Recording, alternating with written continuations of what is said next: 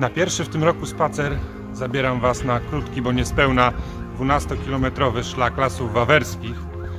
Ale nasza dzisiejsza wycieczka będzie troszeczkę dłuższa, gdyż będąc w Wawrze nie sposób nie zacząć spaceru od miejsca, do którego właśnie się zbliżam.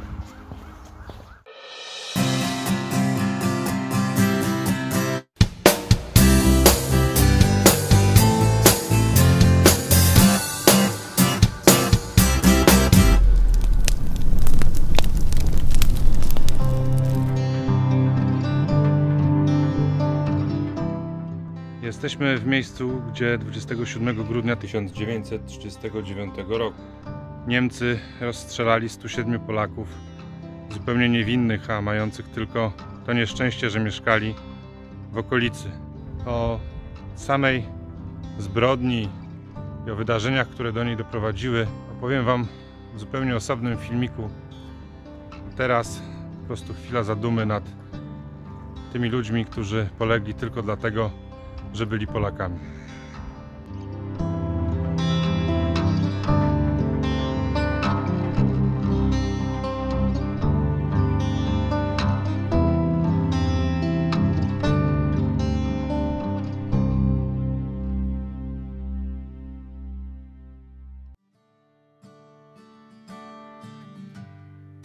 Pod koniec XIX i na początku XX wieku tereny dzisiejszego Anina wydawały się idealnym miejscem na to, żeby wybudować tak popularne wtedy miasto Ogród. No tylko był pewien problem. Niedaleko mieszczący się rosyjski Fort Wawer, a na terenach wokół fortu był zakaz wznoszenia budynków trwale związanych z gruntem.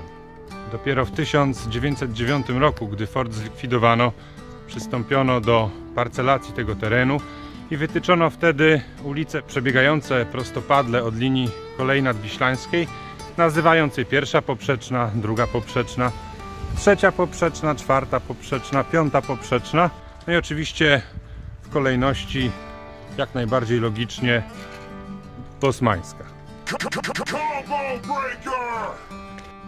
A ponieważ za bosmańską mamy szóstą poprzeczną, siódmą i tak dalej aż do 12, to ta bosmańska nie jest tak kompletnie od czapy, tylko nie wiadomo dlaczego. Znaczy ja nie wiem. Jak Wy wiecie, dajcie znać w komentarzu.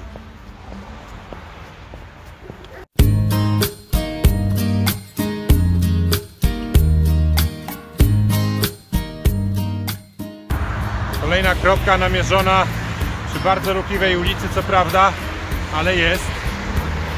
Zaczynamy szlak Lasów Wawerskich. Jak mnie ktoś przepuści przez jezdnię, o, akurat mam ten plus, że nic nie jechało. Coś Wam pokażę od razu. Do kolejnych poprzecznych już się przyzwyczaiłem, także 8 nie robi na mnie żadnego wrażenia. Aczkolwiek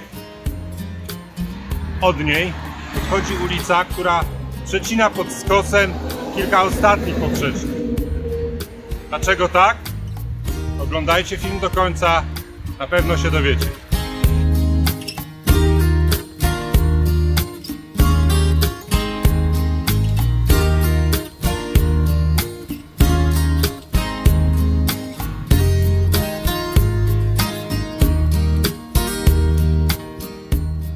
Proszę bardzo.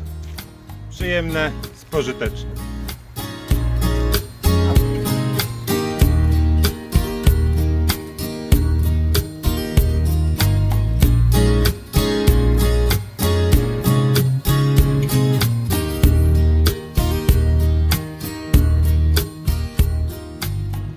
Za mną budynek z historią. Tutaj mieszkał Julian Tuwim, a także premier Jaroszewicz, który został wraz z żoną w tym domu zamordowany. Tragiczna historia, do końca niewyjaśniona do dzisiaj.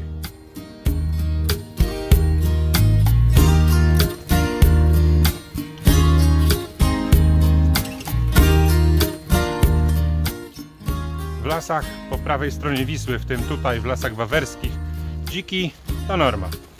Jest ich tyle, że stanowią poważny problem. Zwłaszcza dla ludzi mieszkających blisko lasu. Mimo że to w sumie ludzie zajmują teren zwierzyny. Anyway, żeby do takich dzików nie strzelać, bo to też blisko miasta się nie za bardzo da, stawia się takie tutaj odłownie, do których dzik wchodzi, takiego dzika się łapie i potem wywozi gdzieś dalej od miasta.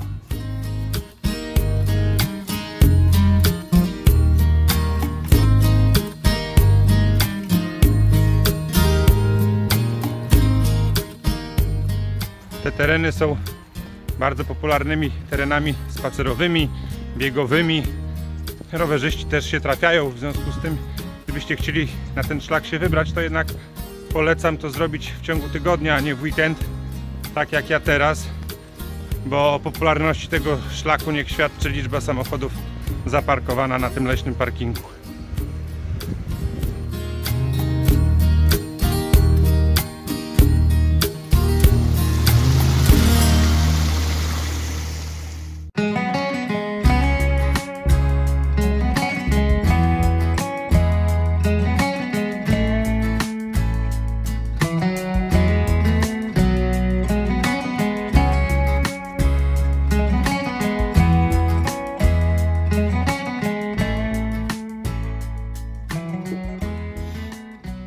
Jesteśmy nad Czarnym Stawem, bardzo popularna miejscówka wśród okolicznych mieszkańców, po to, żeby przyjść, rozpalić ognisko, upiec kiełbaski, zrobić jakiegoś grilla. Było tutaj fajnie jeszcze rok temu, sami zobaczcie, no ale potem ktoś wpadł na pomysł, że to miejsce jest zagrożone wyschnięciem. Zrobił projekt uregulowania tego stawu, pewnie wziął unijne pieniądze. Wjechał ciężki sprzęt, ładnie wyrównano brzegi, ogrodzono teren palikami, tylko chyba czegoś brakuje, nie uważacie?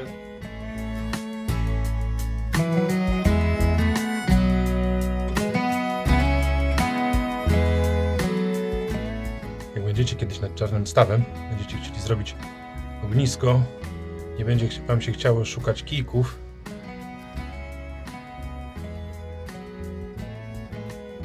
tylko odłóżcie potem na miejsce, a jak któryś wam się złamie, to musicie niestety znaleźć nowy.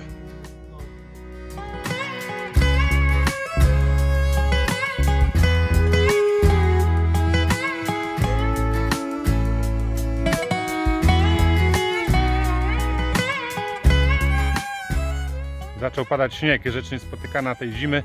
Mi udało się dojść nad Zielony Łęk, śródleśne bagienko, właściwie cały kompleks bagien pełen zwierzyny i roślinności, chociaż oczywiście lepiej tą roślinność podziwiać wiosną i latem, a nie teraz zimą.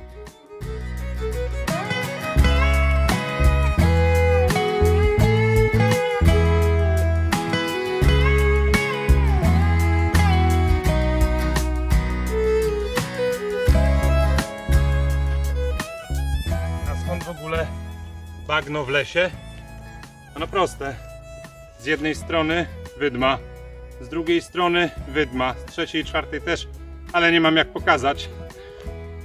Czyli woda opadowa nie ma gdzie odpłynąć, a jak do tego dodamy spadające liście, jakieś rosnące krzaki, właśnie takie jak tutaj, czy po prostu powalające się drzewa, to mamy przepis na bagno, a właściwie na torfowisko, gdyż najprawdopodobniej z tych jeziorek wydobywano torf.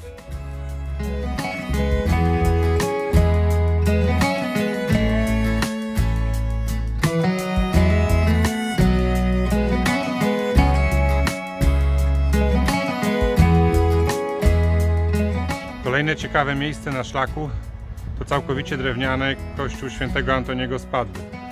A dlaczego ciekawe? Dlatego, że oryginalnie stał w Rokitnie, zupełnie po drugiej stronie Wisły, w okolicy Błonia. W momencie, kiedy tamtejsza parafia pobudowała murowany kościół, ten rozebrano i postawiono tutaj w Starej Miłosnej jako kościół parafialny. W tej chwili ten kościół już też nie pełni swojej funkcji, gdyż obok jest wielka murowana świątynia, a ten jest żywym zabytkiem. No i jest kolejna kropka, Nie wiem, czy cokolwiek będzie słychać, bo skrzyżowanie jednak dość ruchliwe. Także kolejny szlak zaliczony. Koniec wędrówki na dzisiaj.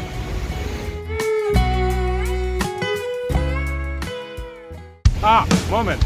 Przecież miałem wam jeszcze wyjaśnić, o co chodziło z tą ulicą na początku szlaku. No to idziemy jeszcze kawałek. Już tłumaczę, o co chodzi.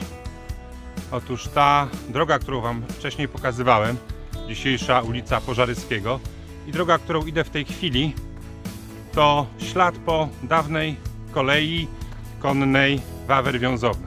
Tylko że do Wiązowny ta kolej nigdy de facto nie dotarła, a budowę zakończono w Starej Miłosnej i stacja końcowa była w miejscu, gdzie była kropka szlakowa. No, prawie. Natomiast ta ulica, którą idę w tej chwili, na cześć tej kolei żartobliwie nazywanej tramwajem, nosi miano tramwajowej. To jakby się ktoś zastanawiał, skąd w Starej Miłosnej mógł się ewentualnie wziąć tramwaj. To właśnie te malutkie wagoniki ciągnięte przez konie od 1909 roku do początków II wojny światowej woziły pasażerów i towary z Wawra przez Kaczy-Dół aż do Starej Miłosnej. I został jeszcze parokilometrowy powrót do zaparkowanego samochodu, ale z wami się już pożegnam. Dziękuję, że byliście ze mną podczas kolejnej wędrówki i do zobaczenia na następnym szlaku.